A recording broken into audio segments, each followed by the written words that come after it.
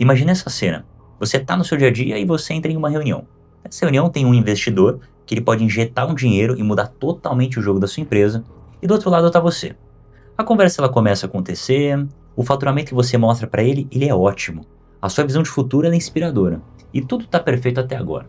Aí chega o investidor, ele inclina o corpo para frente, ele te olha no fundo do olho e ele pergunta, beleza, mas me diz aí, qual foi o seu EBITDA da empresa toda do último ano? Aí começa um silêncio, 1, 2, 3 segundos, que parece uma eternidade. O seu coração ele acelera, EBITDA?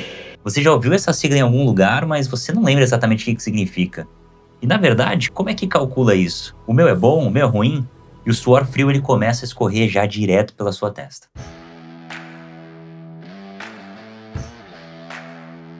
Se essa cena ela te deu um frio na espinha, ou se você já balançou a cabeça em uma reunião fingindo que entendia tudo, esse vídeo é para você. Eu vou te entregar o mapa exatamente para você entender como calcular e, o mais importante, usar o EBITDA ao seu favor. Então fica comigo até o final que eu te garanto, você nunca mais vai ser pego de calça curta. Desvendando o monstro de 7 cabeças. Então vamos direto ao ponto. Mas que diabos é EBITDA? A sigla ela é chique porque ela vem em inglês. É Earnings Before Interest, Taxes, Depreciation and Amortization. Mas relaxa. A tradução já dá uma luz, é LAGIDA, ou seja, é lucro antes dos juros, impostos, depreciação e amortização. Mesmo assim, você ficou com dúvida, né? Pensa no EBITDA como um termômetro da sua operação. E quando eu digo operação, é operação mesmo, pessoal. Ele não mede a saúde financeira da sua empresa de uma forma completa, como lucro líquido, que é o que sobra depois do final de tudo. O EBITDA ele foca em medir a potência da sua atividade principal. Ele responde uma pergunta-chave: o seu negócio, na essência, no dia a dia, ele é gerador de caixa? Para fazer isso, ele de propósito, ele ignora 4 coisas. Juros, se você pegou um empréstimo, os juros, eles são uma despesa do seu financeiro, não da sua operação. O EBITDA, ele quer saber o quão boa é a sua empresa, não importa se ela roda com dinheiro de banco ou com dinheiro de capital próprio. Impostos, mas aqui a gente está se referindo ao regime tributário do lucro presumido e do lucro real, não do Simples Nacional. Porque a gente fala aqui de imposto de renda do leão, que o governo já é o seu sócio, né? E esse imposto de renda é o que aparece depois do lucro, e o EBITDA dele também olha o potencial antes dessa mordida do leão.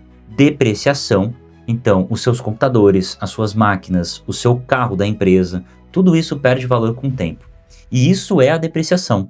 É uma despesa que ela não significa que o dinheiro saiu do seu bolso naquele mês. É só um ajuste contábil. Isso não entra no nosso controle gerencial, por exemplo. A amortização é a mesma lógica da depreciação, mas para coisas que você não pode tocar, ou seja, os bens intangíveis. Pensa numa marca que você comprou ou num software de gestão que é super caro. Eles também não têm uma saída de dinheiro real no primeiro período, mas eles começam a valer menos ao longo do tempo. Tirando esses 4 da conta, o EBITDA ele vira um indicador poderoso da sua geração de caixa operacional. E é por isso que os investidores e bancos eles amam tanto essa métrica.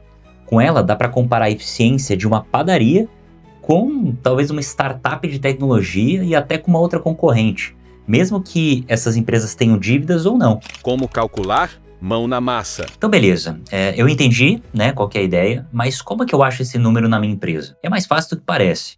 Você só vai precisar de uma coisa que toda empresa precisa ter, nem que seja numa planilha, mas eu gosto de sistemas.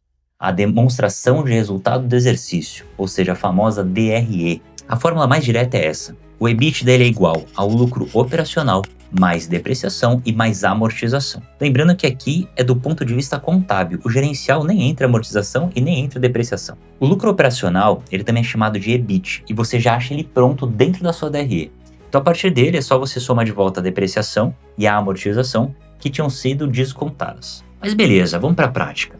Pega esse DRE simplificado da padaria Pão Quente. Receita líquida de 50 mil, ou seja, tudo que você vendeu menos os impostos de venda diretos, que seria o PIS, seria o COFINS, seria o DAS, se você for do Simples Nacional, seria IPI. Custos dos produtos de 20 mil reais, farinha, ovo, manteiga, outros insumos, matéria-prima. Um lucro bruto de 30 mil. Despesas operacionais de 15 mil reais, então aqui entra salário, aluguel, marketing, contabilidade, assessoria. E aí vem finalmente o lucro operacional, o EBIT, de 15 mil reais nesse exemplo. Mas então beleza, esse é o lucro da sua operação. Agora vamos supor que o forno da padaria deprecia 2 mil por mês e o software de gestão ele amortiza em 500 reais. Para achar o EBITDA, a gente pega o lucro operacional e devolve esses valores. Então, o EBITDA de 15 mil, o lucro operacional, a gente somaria R$2.000 e mais R$500.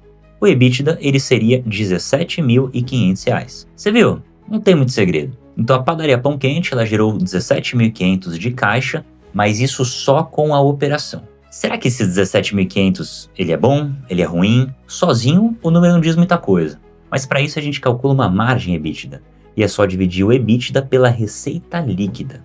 Tem empresas que dividem pela receita líquida e tem empresas que dividem pela receita bruta. No nosso caso, a margem EBITDA seria 17.500 dividido por 50 vezes 100, que daria ali os 35%. Isso sim é uma informação super poderosa. Isso significa que a cada R$100 que a padaria vende, R$35 elas viram caixa operacional. E é um belo sinal de eficiência 35, viu? Porque isso muda o jogo para a sua empresa? Tá bom, agora você já sabe como calcular. Vamos para o que interessa. Para que serve isso no seu dia a dia, pequeno e médio empresário? Esquece a Faria Lima por um momento e foca aqui no que eu vou te falar. Primeiro, para conseguir pagar um empréstimo. Quando você bate na porta de um banco, o gerente não quer só saber o seu faturamento. Ele quer saber qual a sua capacidade de pagar a conta. Um dos indicadores que ele vai olhar é a relação entre a dívida líquida pelo EBITDA. Esse número ele mostra em quantos anos a sua geração de caixa operacional quita a dívida. Se a sua dívida é de 100 mil e o seu EBITDA anual é de 50 mil, o seu índice é de 2. Isso mostra a saúde financeira e abre portas para conseguir crédito com juros bem melhores. Segundo ponto, para atrair investidor, ou até um investidor anjo, ou até um fundo. Não está comprando só o seu sonho, ele está comprando a capacidade de gerar resultado. Uma empresa que tem uma margem EBITDA saudável e que cresce com o tempo é o seu melhor cartão de visitas. Dependendo do setor, margens acima de 20% e 30% já fazem os olhos dos investidores brilharem, principalmente em 2026, que a gente está num ano super difícil de conseguir margens boas. Terceiro, para gerir bem a casa, o EBITDA é um raio-x da sua eficiência. A margem está caindo todo mês? Alerta vermelho. Seus custos, eles podem estar fora do controle. E como você está em relação aos seus concorrentes? Saber a margem média do seu setor já te dá uma referência muito valiosa. Por exemplo, varejo de padarias. No varejo alimentar e farma, as margens líquidas operacionais de 2% a 4%, elas se tornam padrão. Mas a receita de novas fontes, como o Retail Media, pode adicionar margens de até 50% sobre essa nova receita. Tecnologia e serviços geralmente têm margens maiores. No Brasil, o setor de serviços ele tem apresentado as maiores margens de EBITDA, seguido pela indústria. As indústrias no Brasil estão muito complicadas. Isso eu digo porque eu acompanho de perto muitas empresas. E as indústrias elas podem variar bastante. Em 2022, a margem EBITDA média para as médias empresas aqui industriais do Brasil foi de 17,5%. E teve uma queda de 21% em relação a 2021. Agora, saber onde você pisa te ajuda a tomar muitas decisões. E para você responder essas perguntas parece difícil. Então, chegou a hora de você fazer um raio-x financeiro mais completo para você mapear quais são os gargalos da sua empresa. Eu posso te ajudar com isso. Aqui é só você escanear esse QR Code ou você clicar no link da bio, que com certeza você vai achar oportunidade de melhoria em relação à sua empresa.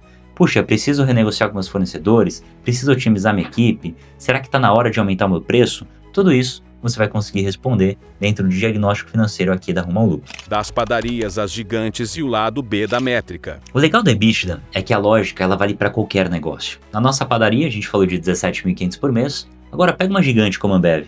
Em trimestres recentes, ela reportou um EBITDA ajustado de 7,5 bilhões com uma margem de 33,6%.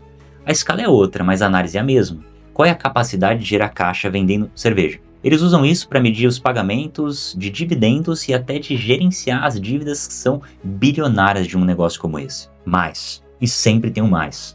O EBITDA dele não é perfeito, e é fundamental que você saiba disso. A principal crítica é que ele não é um fluxo de caixa de verdade. Ele ignora duas saídas de dinheiro importantíssimas.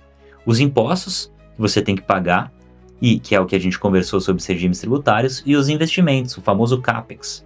Uma empresa ela pode ter um EBITDA lindo, mas se ela precisa trocar todas as máquinas e reformar a loja todo ano, vai sobrar pouco dinheiro no bolso do dono.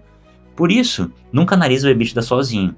Ele é uma peça de um quebra-cabeças que deve ser vista junto com o lucro líquido e principalmente com demonstração de fluxo de caixa, o famoso DFC. Que aí sim você vai entender o quanto que a sua empresa gerou de caixa total. Agora, a bola está com você.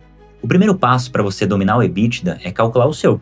Pega os números do seu último mês ou do trimestre e bota a mão na massa. Para te dar um empurrão, eu preparei um e-book gratuito com passo a passo completo que você pode baixar aqui no link da descrição. Ele vai te ajudar, vai te guiar a você achar o seu lucro operacional e em seguida o seu EBITDA, ou o EBIT, dependendo do ponto de vista que você levar, de acordo com o que a gente falou aqui no vídeo, certo? E se você sentiu que esse guia te ajudou a clarear as ideias, faz aquele favor que todo criador de conteúdo pede, né? Dá um like no vídeo, se inscreve no canal, porque assim você não vai perder os próximos vídeos, os próximos conteúdos, que eu tenho certeza que vai tocar o seu negócio, melhorar ele de alguma forma e te dar mais segurança em relação a isso. Então, da próxima vez que você estiver naquela reunião, alguém soltar aquela pergunta, qual é o seu EBITDA? Você não vai mais travar.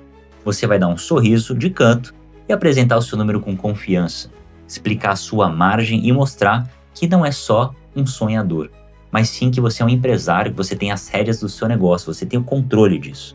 Você não vai mais ser pego de surpresa, porque agora você sabe o que precisa saber. Ficou alguma dúvida? Quer saber qual que é a margem boa para o seu setor? Joga aqui nos comentários, eu faço questão de ler e responder o máximo de gente possível. Então vamos junto fortalecer os nossos negócios. Um abraço e até a próxima. Sucesso nos negócios, empresário!